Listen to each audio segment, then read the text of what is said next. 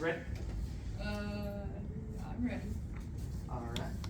Then, let's begin. Sun Tzu said, "The supreme art of war is to subdue the enemy without fighting." Now, we all might not be in actual battles. We are faced with conflicts every day. We have disagreements with friends, family, and yes, even enemies. Now, who here has ever had a situation where you start a conflict well, things are civil, and then the blink of an eye turns into an all-out screaming match, where no one was listening and you were left wondering how you could have changed the outcome?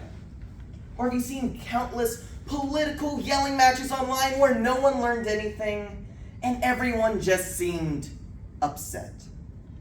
Now, we've all had conflicts up here on the stage. We all have studied why they've started. So, when entering into a conflict, it is vital to understand how conflicts can arise. Four causes of conflicts are inaccurate assumptions, perceived incompatible goals, relational transgressions, and provocation.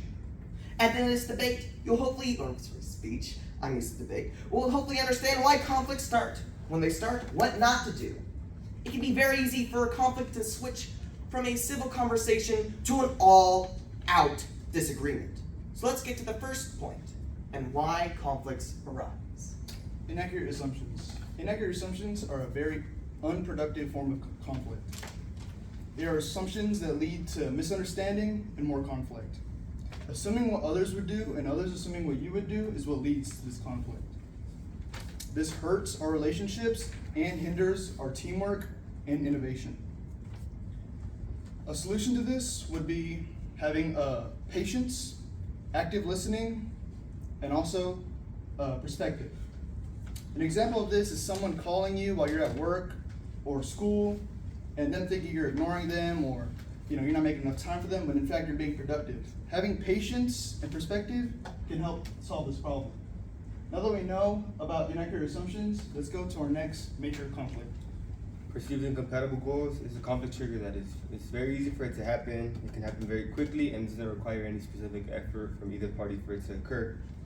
To put it simply, it's the differing opinions or beliefs or goals of people that cause conflict.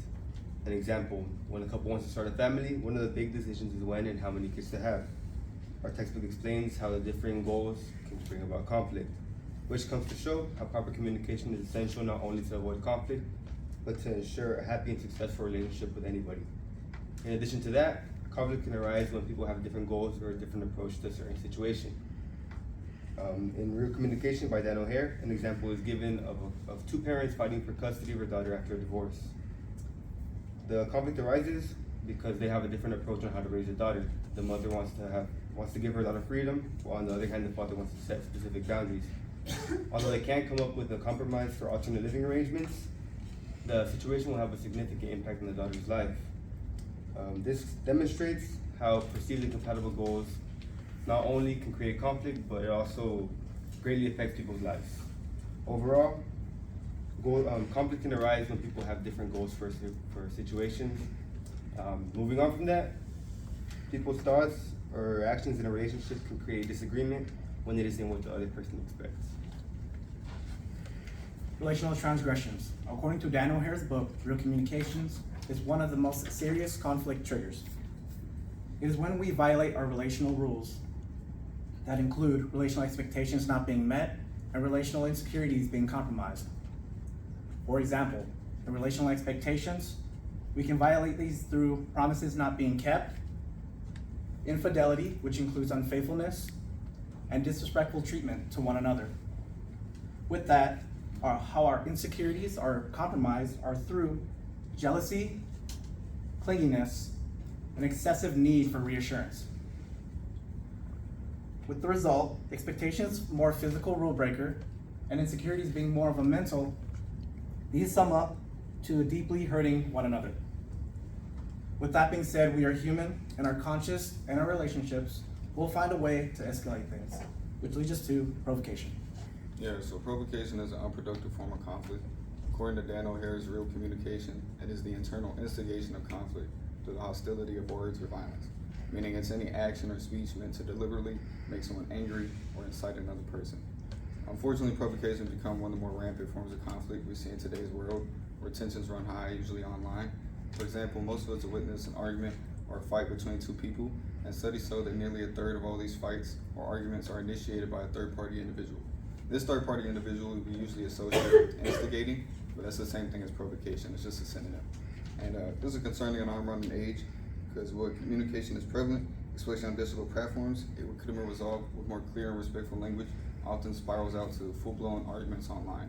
And that usually leads us to spiraling out of control and provocation. So to sum it up, provocation not only fuels conflict, but amplifies it both in face-to-face interactions and online. So again, it is vastly important to understand how conflicts work and why they arise.